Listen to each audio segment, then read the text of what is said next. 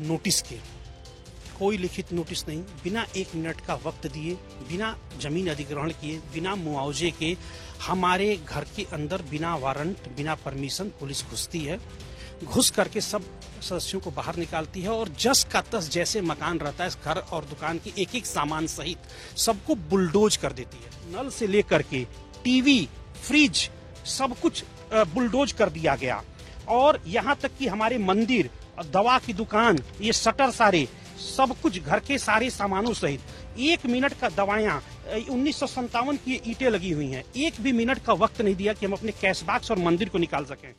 Bulldozer की मार पर सुप्रीम कोर्ट ने लगाई फटकार। महाराजगंज का मामला है, उत्तर प्रदेश के शहर महाराजगंज का, जहां हाईवे के किनारे 123 के करीब मकानों को बुलडोज कर ध्वस्त कर दिया गया। और ऐसे में सुप्रीम कोर्ट ने यह साफ कहा है कि जिस पत्रकार का घर बुलडोज किया गया है और बाकी अन्य लोग जो इसमें शामिल हैं उन लोगों को मुआवजा दिया जाए। कोर्ट ने इस मामले में जो एक पत्र याचिका भेजी गई थी चीफ जस्टिस को, चीफ जस्टिस ने उस मामले में सुनवाई की और सुनवाई करते हुए जिम्मेदार अधिकारियों के खिलाफ कार्रवाई करने की जांच कराई जाए और जो भी जिम्मेदार है उनके खिलाफ सख्त कार्रवाई सुनिश्चित की जाए। साथ ही जिनका मकान बुलडोज किया गया है उन्हें 25 लाख रुपए मुआवजा दिया जाए। साथ ही कोर्ट ने यह भी कहा है कि वो सभी राज्यों के चीफ जस्टिस को एक चिट्ठी भेजने वाले हैं, यानी रजिस्ट्रार जनरल चिट्ठी भेजेंगे जिसमें किसी भी संपत्ति पर बुलडोजर चलाने के पहले, ध्वस्त करने के पहले डूज एंड डोंट्स क्या करना है वो पूरी प्रक्रिया लिखी होगी, उसका सख्ती से पालन सुनिश्चित करना होगा। हम बात करें इस मामले में पत्र याचिका जिन्होंने भेजी, जिनका घर बुलडोज किया गया, तो मनोज तिबड़ेवाल आकाश हमारे साथ हैं।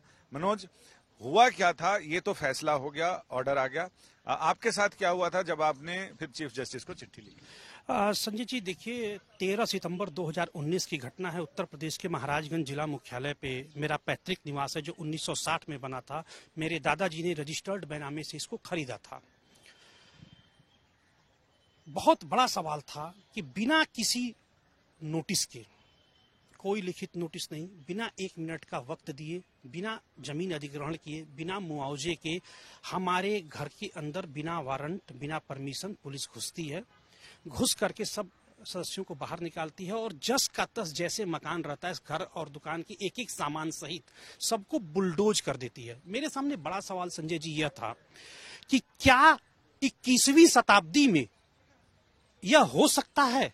यह बिलीव करने वाली बात है कि आप अपने घर के अंदर हो, लीगल मकान में हो और विदाउट नोटिस आपको डिस्पजेस कर दिया जाए।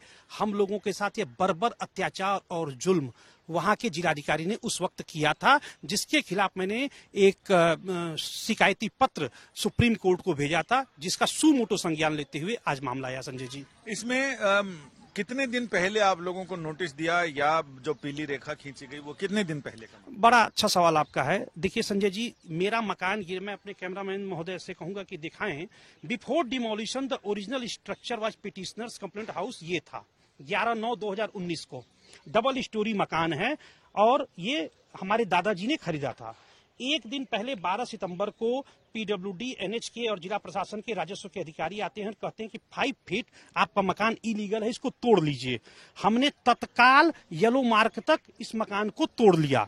उसके बाद अचानक तोड़े जाने के अगले दिन 13 सितंबर 2019 को 4 बजे अचानक कई बुलडोजर एक साथ जिला मजिस्ट्रेट भेजते हैं और मेरे लाउड स्पीकर से मुनादी होती है। हाँ, पूरे मकान को दहशत फैलाकर ध्वस्त करा दिया जाता है। करीब 500 पुलिस पर्सनल थे, additional SP, ADM, PWD, NH के अधिकारी और कई 100 पुलिस फोर्स। हमारे छोटे भाई की पत्नी गर्भवती थी, उनको वो गैस सिलेंडर पे वो चूल्हे पर जो है दूध जल रहा था, उसको बिना बंद किए खींचते हुए सबको बाहर लाकर सड़क पर बंधक बना दिया। और बेसिक इम्यूनिटीज, हम लोग गांव के हैं, देखिए नल से लेकर के टीवी, फ्रिज, सब कुछ बुलडोज कर दिया गया और यहाँ तक कि हमारे मंदिर, दवा की दुकान, ये शटर सारे, सब कुछ घर के सारे सामानों सहित 1 मिनट का दवाइयाँ 1957 की ईंटें लगी हुई हैं, 1 भी मिनट का वक्त नहीं दिया कि हम अपने कैश बॉक्स और मंदिर को निकाल सकें।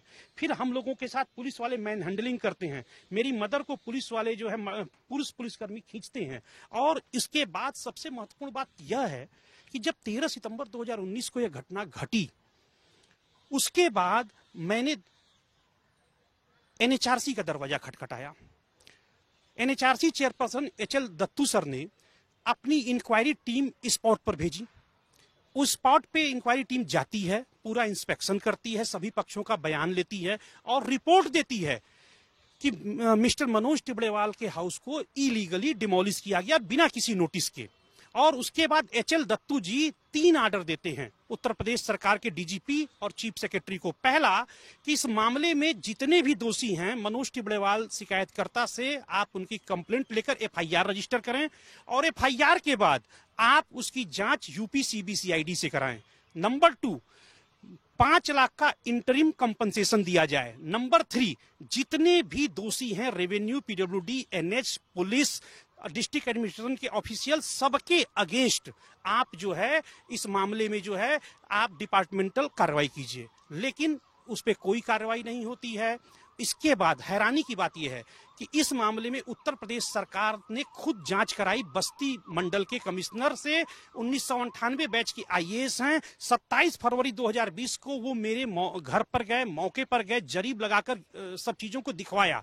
उन्होंने पाया कि अब ब्रूटल एनार्की की गई है, ब्रूटल एनार्की की गई है और उन्होंने 2 बार अपनी रिपोर्ट दी और उस रिपोर्ट पर भी कोई कार्रवाई नहीं की गई। ये रिपोर्ट है बस्ती के मंडलायुक्त की। उन्होंने साफ साफ कहा कि स्थलीय निरीक्षण के समय मेरे द्वारा पाया गया कि प्रश्नगल स्थल पर सड़क की चौड़ाई कम है। जिस स्थान पर शिकायतकर्ता का मकान था वो भूमि नक्शे में सड़क की भूमि के रूप में अंकित ही नहीं है।